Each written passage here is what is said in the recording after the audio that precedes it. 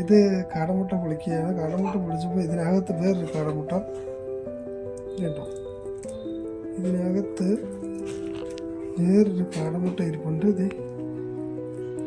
പൊളിക്കുന്നതേ ഉള്ളൂ. ഇത് കാടമുട്ട പൊളിച്ചു കഴിഞ്ഞപ്പോൾ ഇതിനകത്ത് വേറൊരു കാടമുട്ട. ഇതെന്നാ ഇടപാടായത്? ഇതിനകത്ത് ഉണ്ണിയുണ്ട്, ഇതിനകത്ത് ഉണ്ണിയുണ്ട്. സെപ്പറേറ്റ് ഒരെണ്ണം ഫ്രീ ആണ്. ഇങ്ങനെ ഇതിന്റെ പൈസ ഞങ്ങൾ കൊടുക്കണോ? ഈ കാടമുട്ടയും പൊളിക്കാൻ പോവാണ്.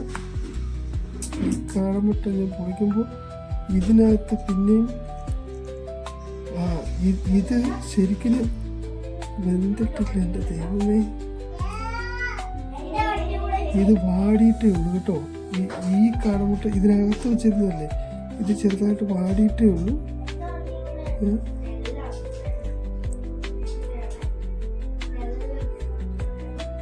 എത്ര കുഞ്ഞുങ്ങൾ ഉണ്ടാകുന്നതായിരിക്കും അല്ലേ?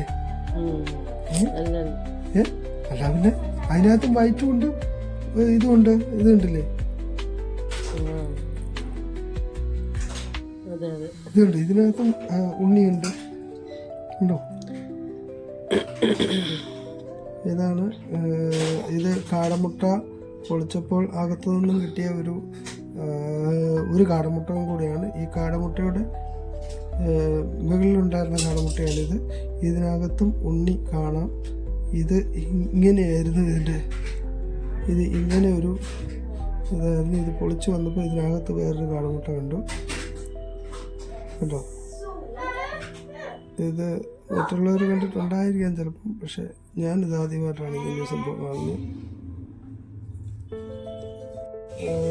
ഇതാണ് നമുക്ക് കിട്ടിയ കാടമുട്ട. ഇത് കാടമുട്ടയ്ക്കകത്ത് നിന്ന് കിട്ടിയ ചെറിയ കാടമുട്ടയാണിത്.